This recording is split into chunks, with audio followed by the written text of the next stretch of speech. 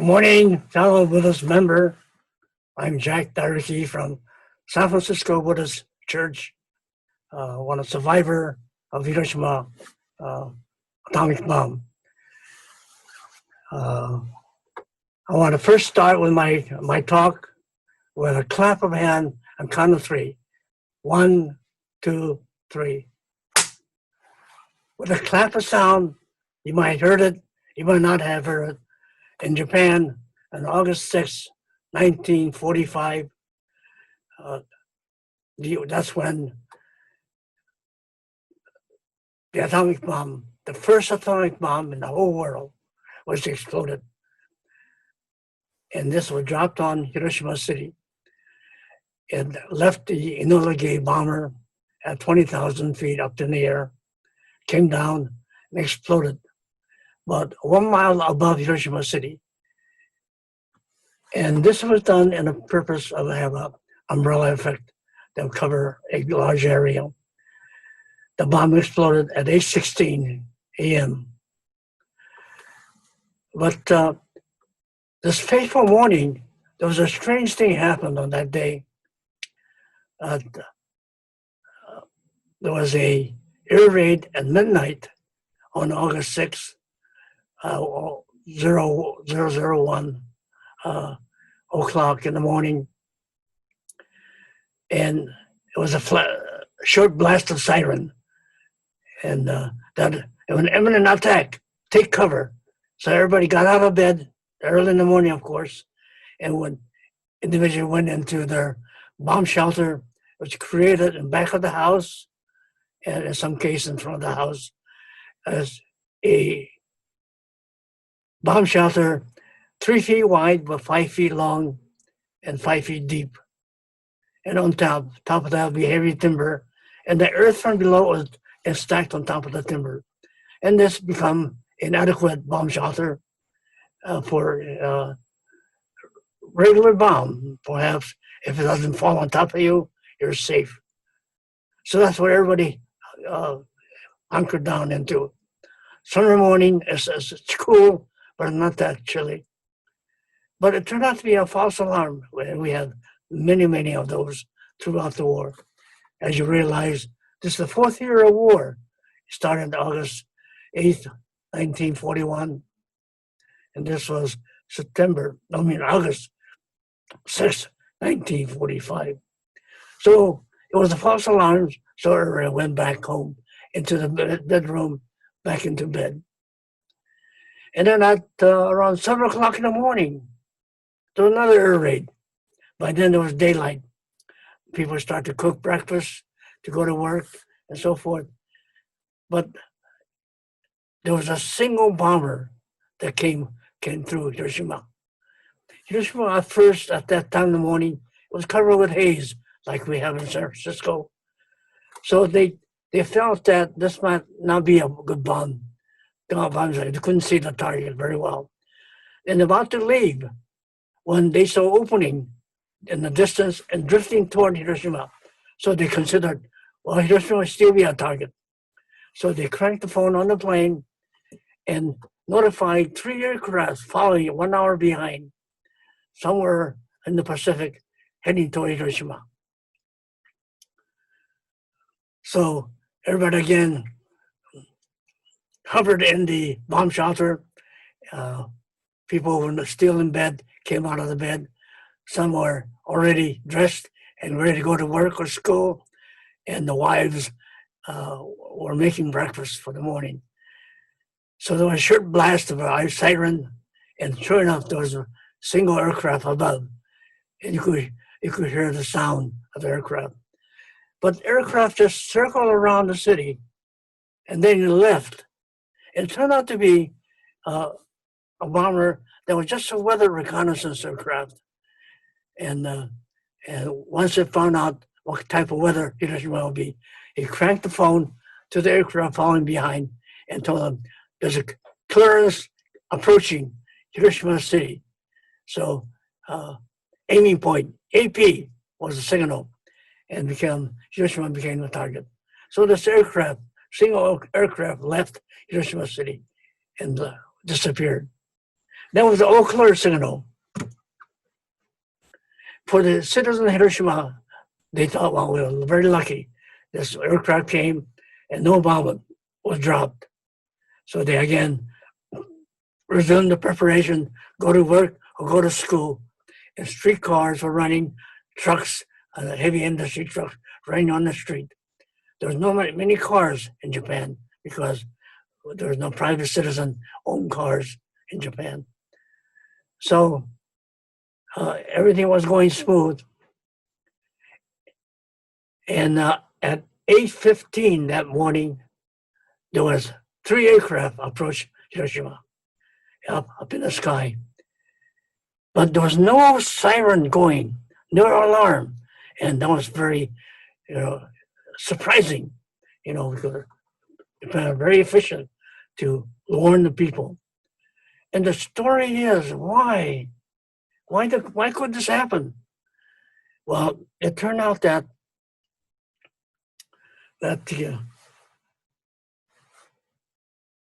they figured by report from the 3 aircraft that carried the bomb, possibly what happened was the 3 aircraft was sighted about 20, 30 miles north of Hiroshima. And that was about 8 o'clock. And they came approaching toward Hiroshima. And when they approached Hiroshima, it was 8:15 when the bomb was dropped. But this was very surprising because I myself, as a student at the time, age 14, and I was 1 year behind in school, so the rest of my classmate was at the time 13. I was 14. And there's a long story behind this. Because when I first went to Japan, approached it, summer of 1941, my father and I boarded the Tatsutamaru, the last ship supposedly left San Francisco port. The reason we were on the boat was in April of this year, we got a letter from Japan saying my grandfather was ill. So my father, being the firstborn, I was the firstborn in the family. I have 4 siblings below me. And my father said, well, this is very important. You should try to meet your grandfather before he might pass away. So we planned a summer vacation trip in August of 1941. So we got a fare on the last ship, apparently, that left San Francisco port. Tatsutamaru was a ship. We got on board. It was supposed to leave in end of July, but was held back because we were stopped by the government, the agent that came on board to inspect the cargo. And as you remember, there was a war going on in Europe, England and Germany, were at war. But Japan was not at war with the United States at all, nor the rest of the world. And there was a thing called 3 axis, which is Germany, Italy, and Japan, were the 3 axis grouped together to fight against the enemy. And the last enemy was the United States. But August of 1941, the war, United States was still at peace. England requested that the United States join the force with England to fight the Germany. But the United States somehow refused to join the war. So it was peacetime for Japan. For Japan and United States. Although I understand there were some raids on the East Coast, German U-boat was constantly at alarm, sinking some of the ship that in Gulf of Mexico and the East Coast of United States. But actually, there's no war was involved, so we were not at tension, very much at ease. So our ship finally sailed in the beginning of August, headed toward Yokohama. We're supposed to stop at Hawaii, but we never stopped because the ship was delayed to start with. So we just passed on Hawaii, went directly to Yokohama.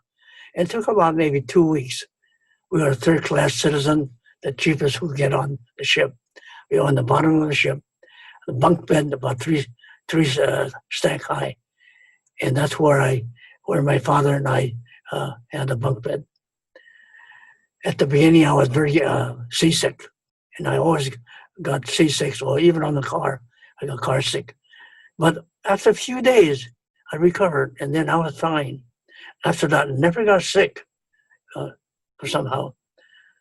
So a trip to Japan, to Yokohama, was flawless. It was very peaceful. We met many people on the ship.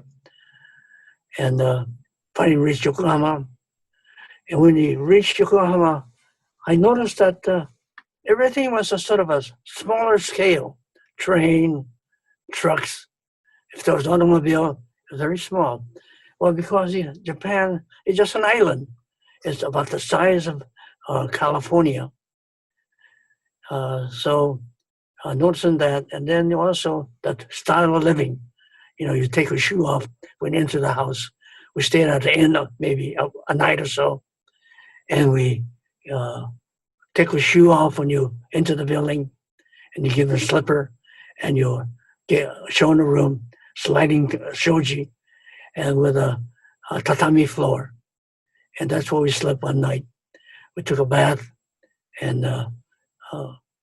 do whatever we could. It was very warm. This August, the same summer as we have in the United States, very hot.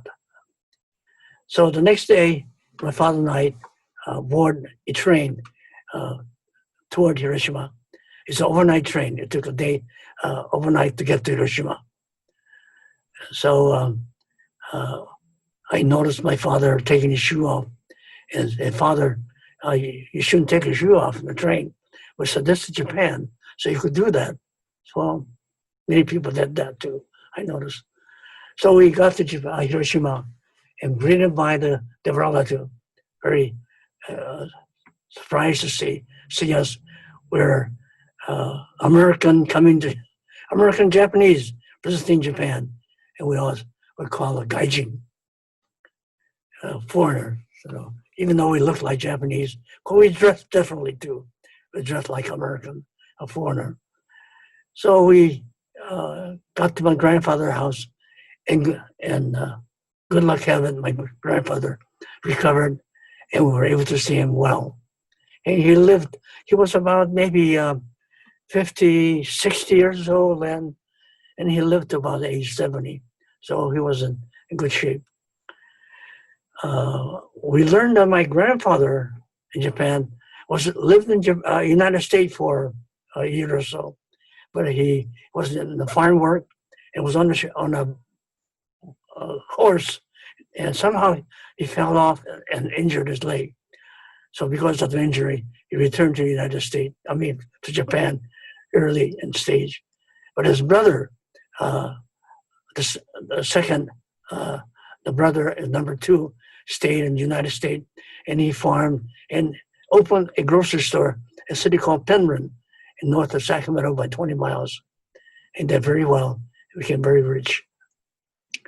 So a visit to Japan was very pleasant. The clothes I had was American clothes. So my aunt, who was 5 years older than I was, showed me around to Hiroshima City. Took me there, visited her friend and so forth, and we were well treated. And I looked very strange because I had American clothes on. I didn't have Japanese clothes. So, and in the farmland of Hiroshima, a place called Okugaita Mura, there was a river. And the neighbor boys who befriended me wanted me to go swimming with them. And I was able to swim. So I enjoyed the cool water in the Hakata River that we swam. And the one part of it was very deep, and we could jump off or dive into it, enjoy ourselves. And it was a very pleasant summer. Surrounding our farmland, the rice were planted. The rice field was flooded for the rice stalk to grow. This is right after planting the rice, and it was done in June and July. So the stalk was maybe about a foot high by then in August. The harvest would come in October. So rice stalk was growing very rapidly. So my stay in the country of Okugai Tamura, very pleasant. I learned whatever I could, ate all the good food like they served me. And so in September came, my father and I planned to return back to the United States because I was fifth grader in Lincoln Grammar School in Sacramento. So we were anxious to get back. And my father tried to procure a passage on the same ship, Tatsumaru, where I was supposed to return to the United States. We found out there's no ship available. Said, how come? We didn't know. There was no ship available for regular passenger. So my father said, you can't just sit around. You have to go to school. So my father enrolled me in the grammar school, the same village, Okugai Tamura Grammar School. The same grammar school my father went when he was a youngster. So I was a fifth grader when I left the United States. My Japanese language was very poor. So they tested me. They put me in the second grade for a few weeks. But they noticed my math and social study was up to the fifth grader equivalent. So they put me up to third grade the next month. With intensive study at home, my aunt, as I mentioned earlier, 5 years older, and the neighbor school teacher, with the help of them, I was able to get up to fourth grade the next month. So I was a year behind in school, but stayed at fourth grade level. And the summer passed, autumn came, harvest time. In this area, in the farmland, the school is closed for the harvest time, so the student could help. The student who was big enough to work out in the field will help harvest the rice. So we learned how to cut the rice stalk, stack it, and hang it up for a couple of months to turn from yellow-green to dry yellow color. And that was the process. So I had to learn a new technique, something I have never done in my life, work in a Japanese farmland. So everything went well. In the fall, there's a autumn festival that celebrate the harvesting of the rice, and we had a good harvest that year. Then December came, and you know what happened? December 8th, Pearl Harbor was bombed, and Japan entered the war, the Second War. And then, so together with Germany, Italy, and Japan, the three axes worked together to fight against the England, United States, and all the rest of the enemy around them. So that was my schedule in Japan. Then 1946, school progressed from fourth grade to fifth grade, then to sixth grade. In autumn of 1944, I was choose to go to junior high school of your choice. So there's several of them, and you choose the subject that you earn. My feeling was I like to study engineering, so I picked a school called Kure Shiritsu Kogyo, which means Kure is a city, a Kure technical school, and that's where my uncle taught. So my father enrolled me. We had to take a test to enter it, and amazing test is that there's a bank of teacher, find a class, empty classroom, and you call your name is called. You open the sliding door, enter, close the sliding door behind you, and you walk to the front of the class. But before you start, you notice a broom on the floor. So you could step over the floor so you wouldn't trip, or either pick it up, pick the broom up, and hang it properly. And then you march forward, and you bow, and wait for the question. And whatever activity you have done before you approach there, you'll watch, you'll hang in the broom in one of the tests that was provided. You don't know it. They wouldn't tell you, but that's what they're watching. So they give you an apple and a knife, and you said, peel the apple. So you peel it, and you have to peel it in one strand. And this was done to indicate that you're not a spoiled brat. You could do something on your own at home. And so that's one of the exams. And one of the trick question was, in a record player, on a disc, there's many, many lines. How many lines is there? And you could count each line, but that's a trick question.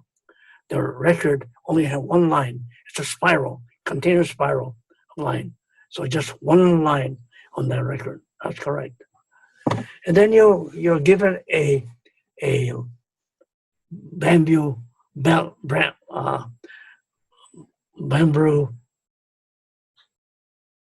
sword, like using Kindle. And they said, okay, what can you do with just the sword? And we do have some Kendo class at PE in the school. So you take it forward, you bring it forward, and you yell, yeah, and the omen to the forehead, and the teacher look at it, very good spirit, and somehow I passed the test. So I was able to enter with a good grade in my schooling. With passing of this last exam, I entered the Kure Technical School. So I started to commute there in the fall of 1944. At first, I transferred from, I was transporting myself from Hiroshima, Hugaitamura village, to Kure. It was about an hour train ride. And from the train station, you have to hike up another half an hour. So I had to get up really early in the morning to get to the train station and go to Kure. And took about an hour train ride. And from the Kure station, there'll be another hike about half an hour, sort of a gradual uphill to my school.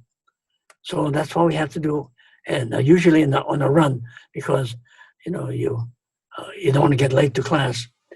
But the thing that happened, now you have to realize this is during the wartime, and we had air raid in the atmosphere.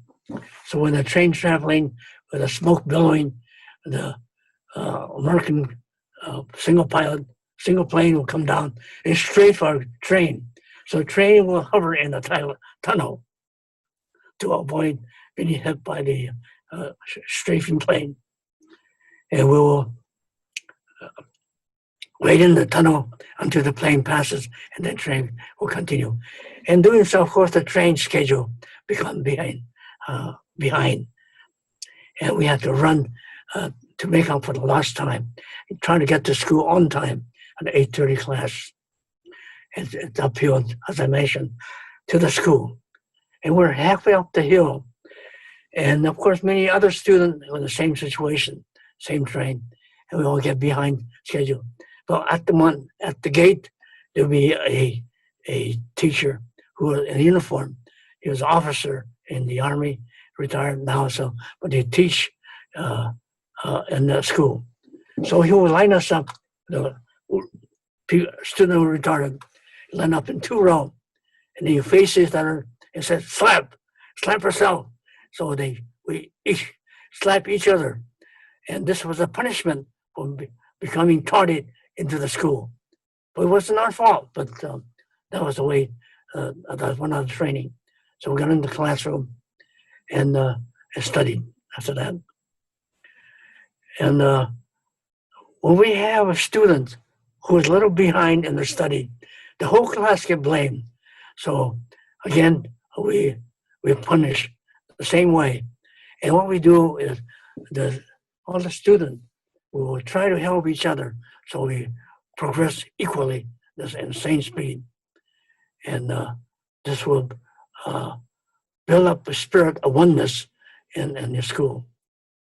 And this is 1944. So the war has been going on. And Kure is a very important city, just like we have Candlestick Park, Candlestick in San Francisco.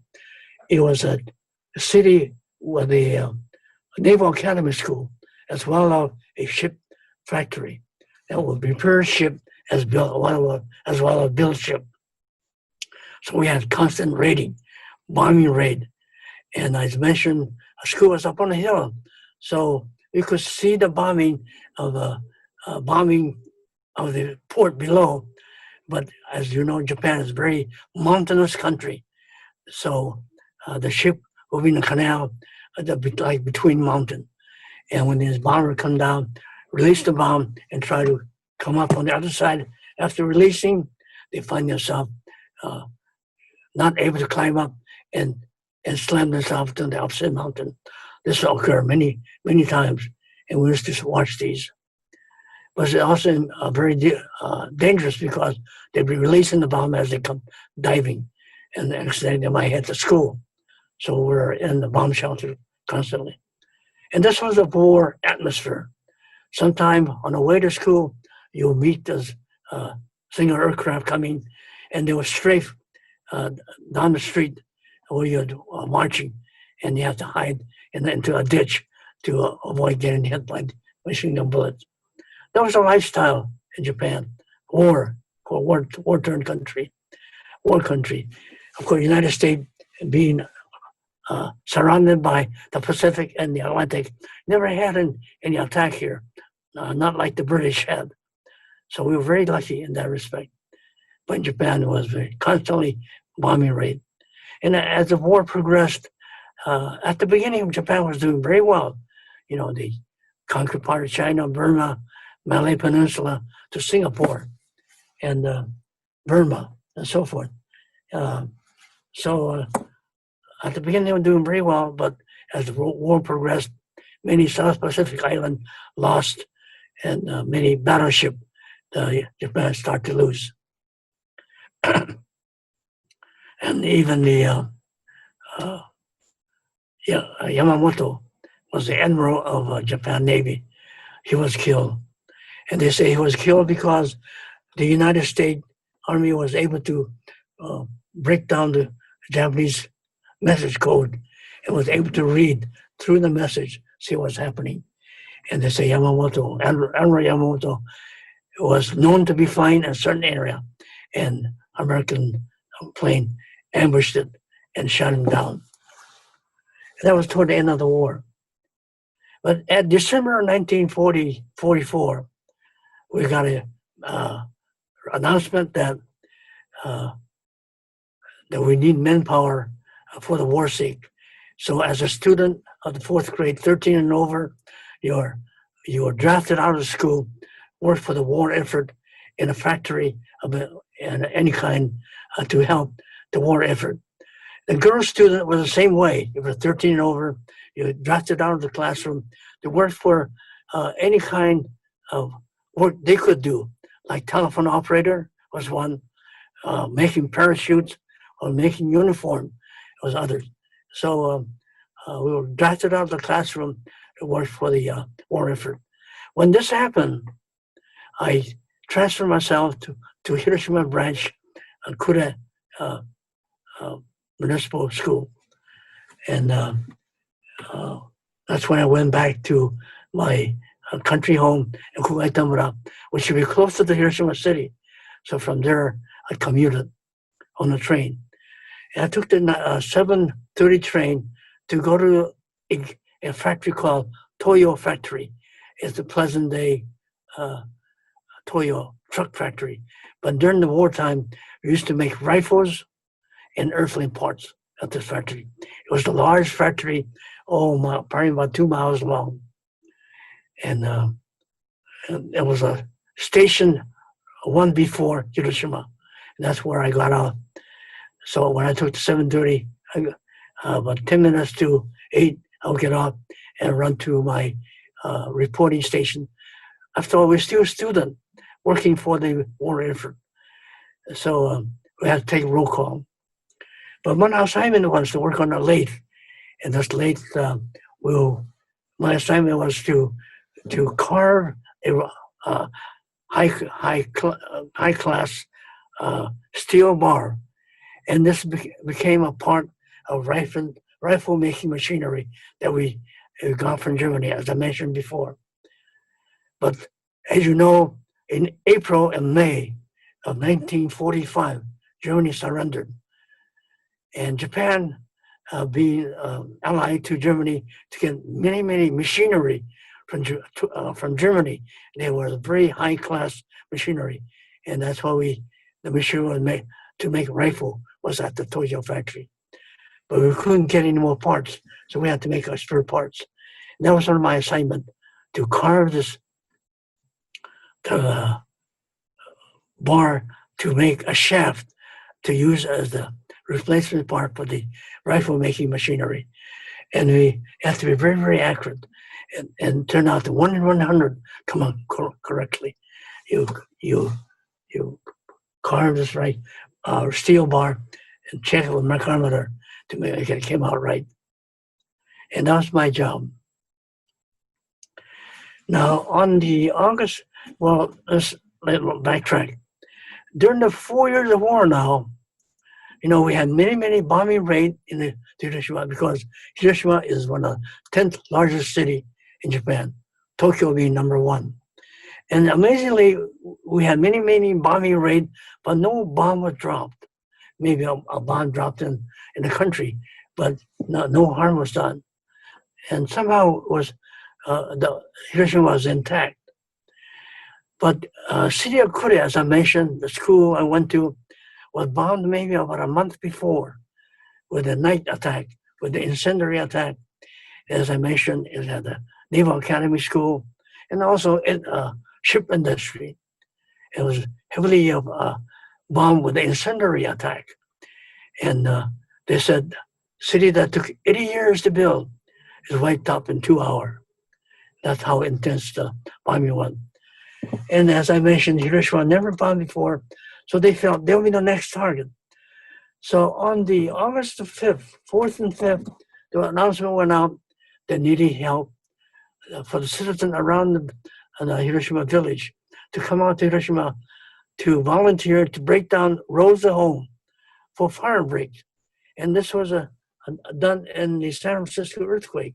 The rows of home was purposely brought down to make a fire break, so the fire won't continue as it traveled through the city. Now my aunt, as I mentioned earlier, was married about a year by then. She was 19 and good health, physical health. So she volunteered to go to help, and she took the early train, 8 o'clock train. 7 o'clock train.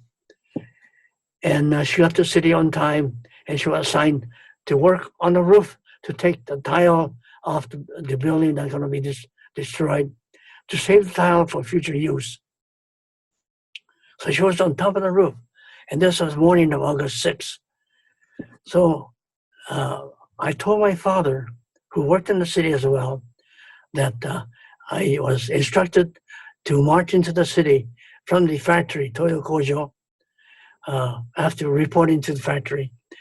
So I'll be working in the city.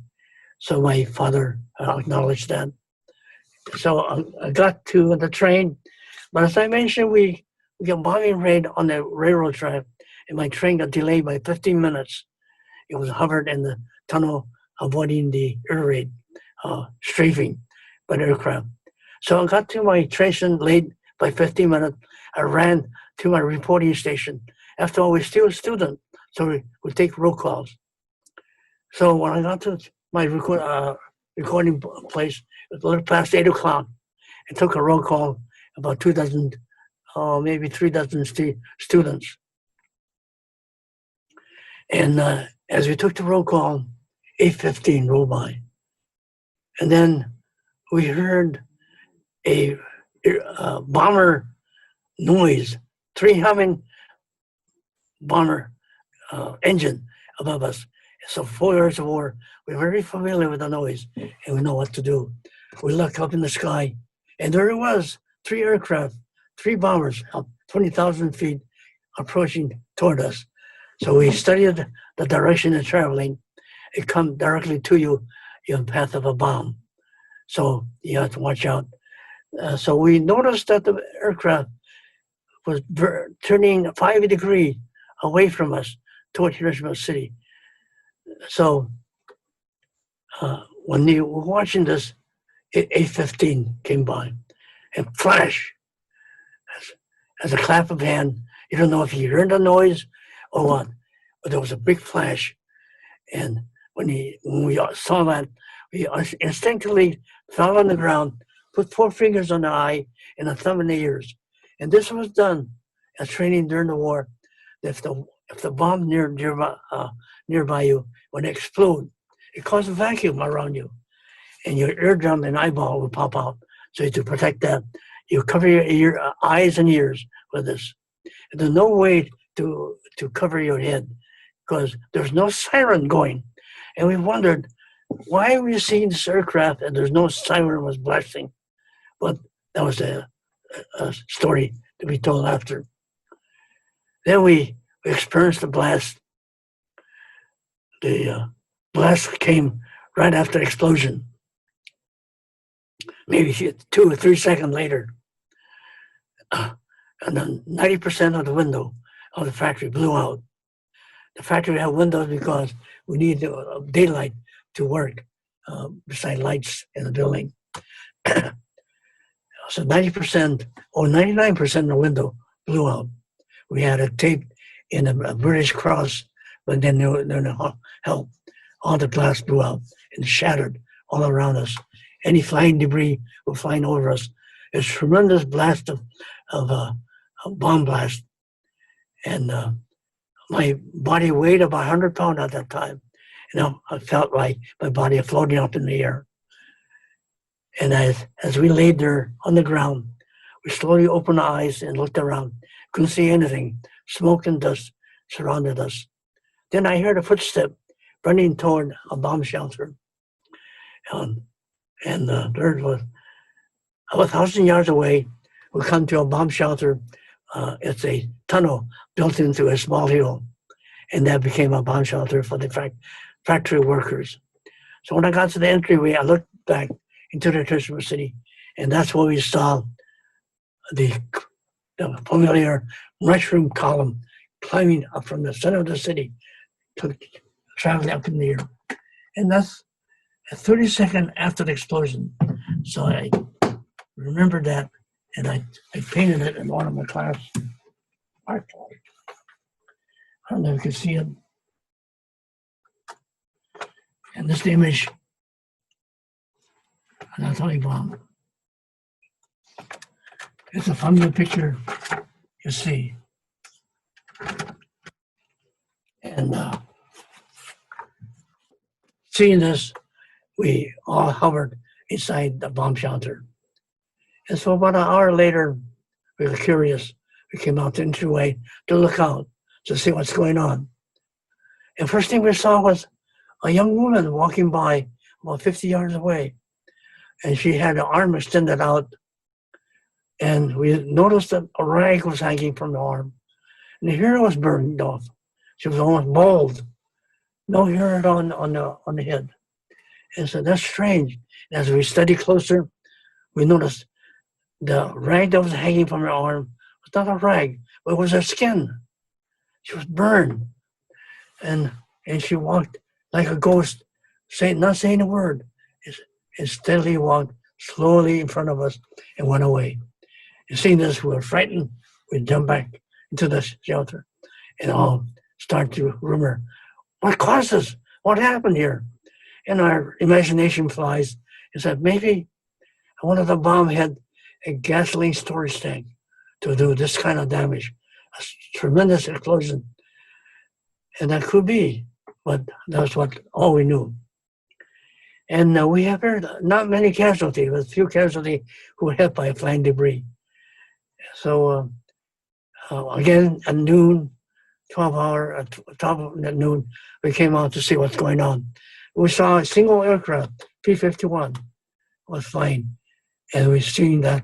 We thought there would be another explosion, so we dashed back. It turned out to be just a reconnaissance aircraft taking photographs of the after effect of the bomb. And then about 3 o'clock, we finally got a notice from the school teacher. He said, if you live away from the city, if you're not injured, if you could walk, you could leave the factory. And that was the first order that we were permitted to leave the factory. So I came out of the factory since I live away from the city. And half of the students lived in the city, about half maybe lived away from the city. So when I went onto the highway, it was just droves of people, injured people of all kinds, limping and walking on their own power. And as I mentioned, or not mentioned earlier, when the atomic bomb exploded at 8:15, 8:16, the center of the bomb, they say, that it exploded a mile above Hiroshima City, was 10 million degrees centigrade. Very, very hot. It was equivalent to the first surface of the sun. At the ground zero, several thousand degrees centigrade. As you realize, 1,500 degrees centigrade will melt a steel bar. But several thousand degrees centigrade at ground zero.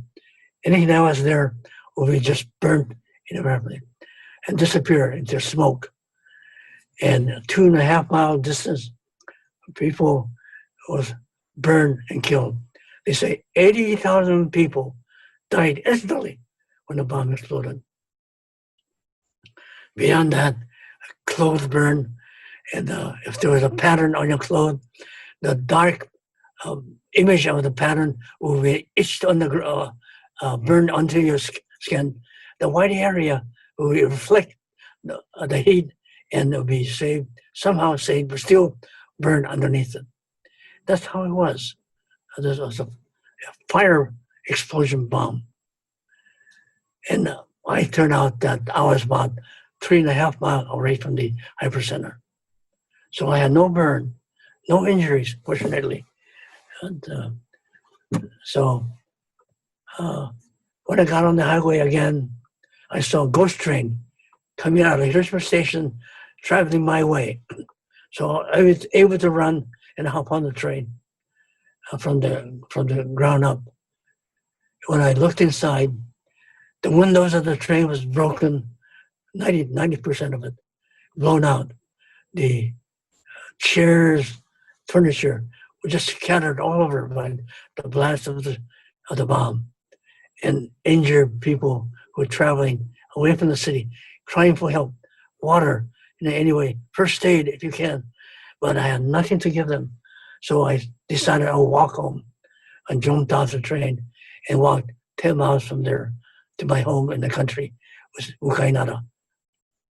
So when I got home, it was about 6 o'clock at night. I left the factory at 3. And my grandmother was scanning the horizon, and she saw me coming home. I was very happy. Oh, you're home safe. You're okay. And no injury, and so forth. And I first thing questioned, where's my father? So he went looking for you early in the morning. I never saw him. So, but I surveyed the building, the home, and I noticed all the sliding doors of the house on the ground. Nothing was broken. No glass was broken. The ceiling was intact. Usually the ceiling had blown up. But so we were able to put the sliding doors back onto the door slides, and we were able to cook me dinner and have waiting for my father to come home. And we had an early dinner. My father finally came home by 9 p.m. And he told us a story. He first came to the factory after the bombing, probably 9:15, 9:30, and I inquired about my student whereabouts. It was total chaos. People running in a circle, trying to hide. So he had no answer. So he assumed the student marched to the city. So he started to walk toward the bridge to get into the city, but he was in the opposite traffic of the victim escaping the city. The MPs at the bridge stopping, nobody to go into the city, but people coming out, not going in. Then he ran into another relative of his doing the same thing, looking for his younger brother. So they went downstream of the river, waited for the tide to subside. Because this river is related to Pacific Ocean. And there's a tide difference about maybe 6 feet or so. So he was able to wade across when the tide was down. And he walked into the city, started looking for anybody with me who have a name tag on their left side. But mostly the uniforms are burned off, the faces burned off from the blast. So my father just asked questions. Are you Jack? Are you Jack? One after another. And if the person didn't answer, he just assumed it wasn't me. So we walked through the city, and he found that many people have dove into the 100-gallon water tank. As I mentioned, Kura City was incendiary attack. So Hiroshima City prepared himself with a large water tank in the front of the house to fight the incendiary bomb attack. But people jumped into the tank to escape from the tremendous fire that's going around and drowned instantly. And the river is just the thousand body drowned in the river. They tried to escape the heat. They just jumped off, whether they could swim or not, to get away from the heat. So as I mentioned earlier, 80,000 people died instantly when the bomb exploded. And this was part of it. So we noticed at home, my aunt was gone early in the morning and she was not returned. So my grandfather and my father, next morning, took a push cart and marched into the city, looking at the temple ground, school ground, and going from, again, one body from another, because the clothes were burned off, the face was burned, the body's burned, asking for my aunt Shizuko. Are you Shizuko? If they don't answer, just kept on going. But at one time, on the third day, they came on somebody, and they asked a question. The person just happened to moan something. And so, oh, you must be it. And her face was burned, her body was half burned, because we learned that she was on the roof, taking roof tile off. So she was watching the same 3 aircraft I was watching at the Toyo factory. And she received the same blast I was, except she was 1 mile from the hypercenter. I turned out to be 3.5 miles. So somehow, she doesn't know, she was blown off the roof, a tremendous blast, and she was able to run, somehow crouch, run and fall, and came to a safe place where they care for the injured, and turned out to be one of the temple ground. So on the third day, miraculously, she was found. But at the time of the explosion in Hiroshima City, as I mentioned, Hiroshima City was the 10th largest city, and there was 55 hospitals. Like you know, in San Francisco, there must be hundreds of hospitals in the city. But there were 55 hospitals in Hiroshima City. Only 3 survived a usable hospital. There were 200 doctors in the city. Only 20 survived to help the injured. There were 2,000 nurses and only about 200 survived, or less than 200 survived to help the injured. So you could see the condition the city was in, totally destroyed in a tremendous 70,000 fire breaks occurred. The 12th forest fire in the surrounding area going on. And just see, it was just total chaos. But as somebody mentioned, as I mentioned, saw a picture, for the mushroom cloud, it broke into cumulus cloud, thunder cloud. And it said about 10 o'clock in the morning, it started to rain. And whoever got the rain, it was a black suit they got on the body. And it was had to be in the downwind side to receive this rain. But people who had no injury but received the rain.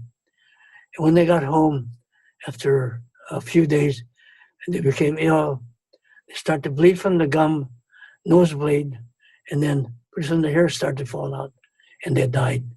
And they call it radiation sickness because the nuclear bomb was created by uranium, in this case, in the Hiroshima bomb. They say Nagasaki bomb was plutonium bomb. But either way, when the atoms split, it created a radiation, alpha, beta, and gamma. So the radiation become like a poison gas. When you attack your body, it breaks down your body. Your red and white corpuscle formulas start to break, and the white corpuscle will fight the infection, start to break down, and there's nothing to protect your body. So atomic bomb, in a way, is a poison bomb. By Geneva Convention, no poison bomb could be used in warfare. And if you know, Professor Oppenheimer, one of the main person who succeeded in creating the atomic bomb. And he went to President Truman's office one day before the bomb was used to plead to Truman, do not use this bomb because it's a poisonous gas bomb. You have a radiation in the bomb when it explodes. And Truman just yelled, get this crying baby out of my office. And they expelled Oppenheimer out of the office. But Truman was, but the scientists tried to warn Truman. But for Truman, he inherited the program of the Manhattan Project from Roosevelt, because Roosevelt passed away. So he didn't know much about it, but all he knew was it's a bomb that took $2 billion at that time when it was created. So he wanted to use it to end the war. But the generals and Admiral Eisenhower and Wilson knew that Japan is trying to surrender, and they have lost the war in June or July. Iwo Jima fell, and that was the last stronghold for Japan. And thousands and thousands of casualties of both the United States and Japan. And Iwo Jima finally surrendered, but tremendous casualty.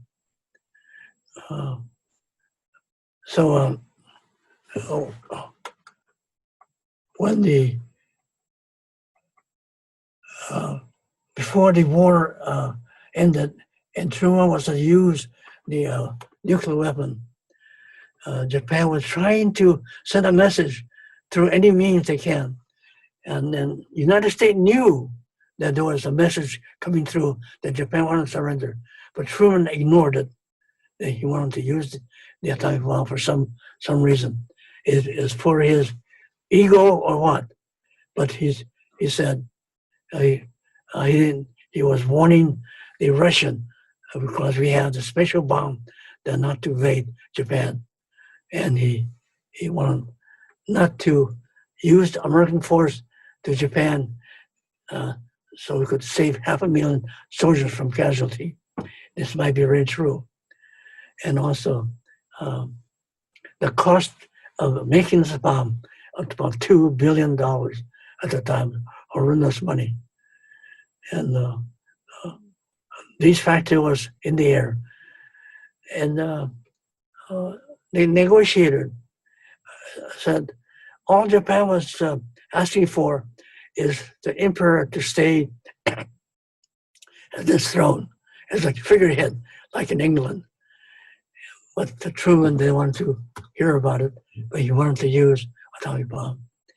And therefore, Hiroshima became the victim of the atomic bomb, first atomic bomb in the world. Now, as you know, we are the 75th year since the atomic bomb was used. And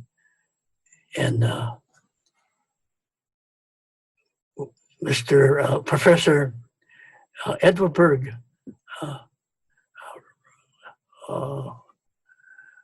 mentioned that we should never use atomic bomb again on any purpose or any being because of the effect that they have around the world. When Hiroshima was Japan surrendered, Hiroshima city was declared not to be resided. No living could live there for 100 years because there's a radiation in the ground. And when Chernobyl accident happened in the 1980s, it was also announced no people could live in Chernobyl for 100 years. And this was just an accident of a nuclear plant, electric plant. But the radiation effect on the surrounding area was tremendous. And when Sendai earthquake in 2011, March 11, happened, also was announced no people to live there for 100 years because of radiation. A few years back, people wanted to bury their loved one in their cemetery, but they were cautioned not to dig any earth because of the contamination of the earth. And I haven't heard any permission to live in Sendai area, although people live there because they have no place else to go. And in Sendai or Chernobyl, the senior folks said, I want to live in my house and die there because I'm going to die there anyway or die in a few years. So reluctantly, they might live there.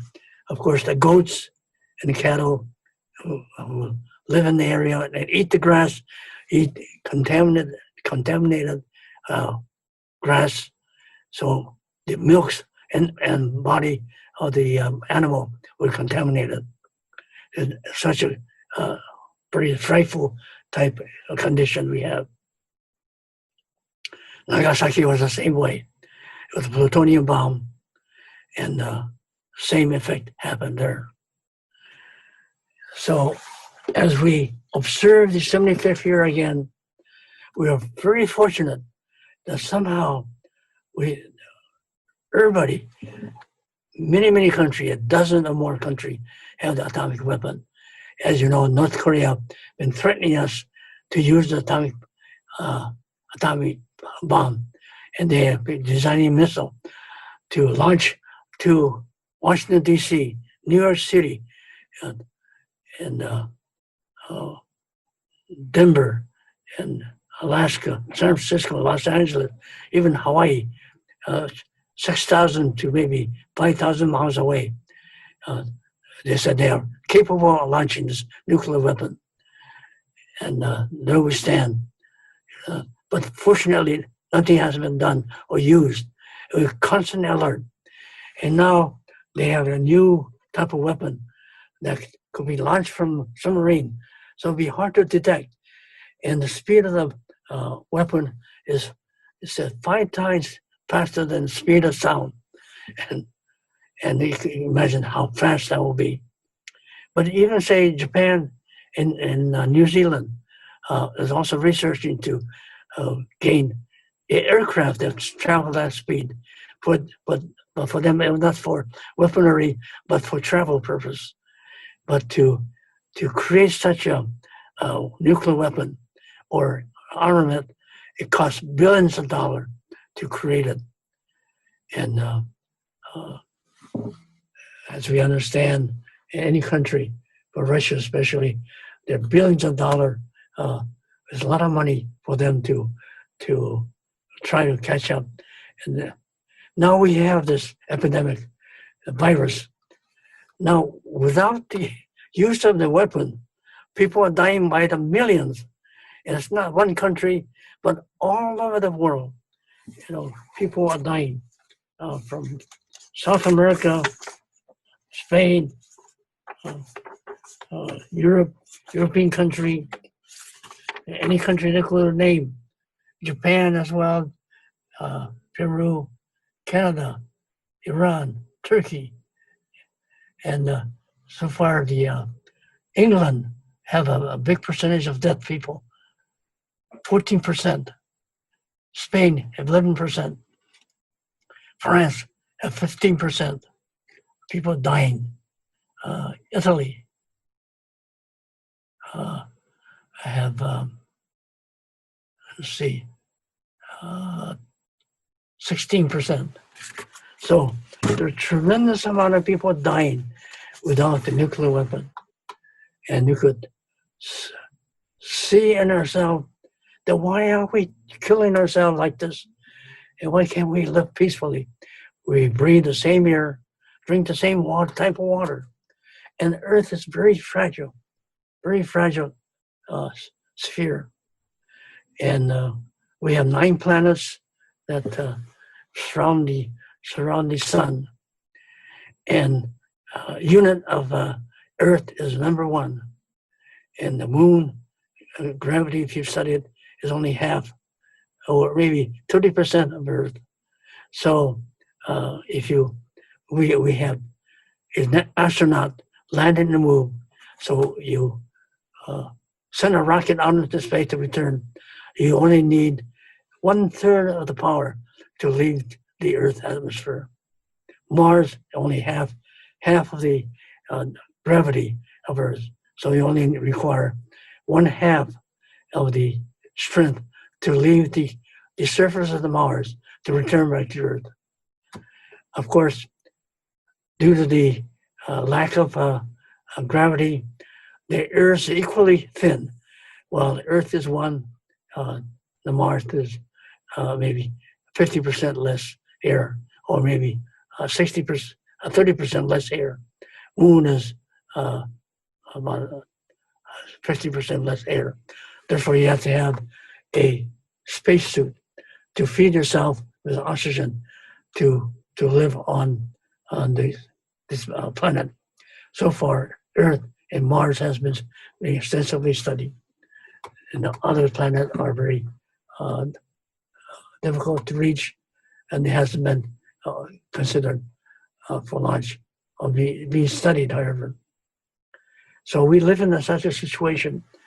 Why nuclear weapon when virus could kill just as equally? We don't need such a thing. We have to work together and keep our Earth clean.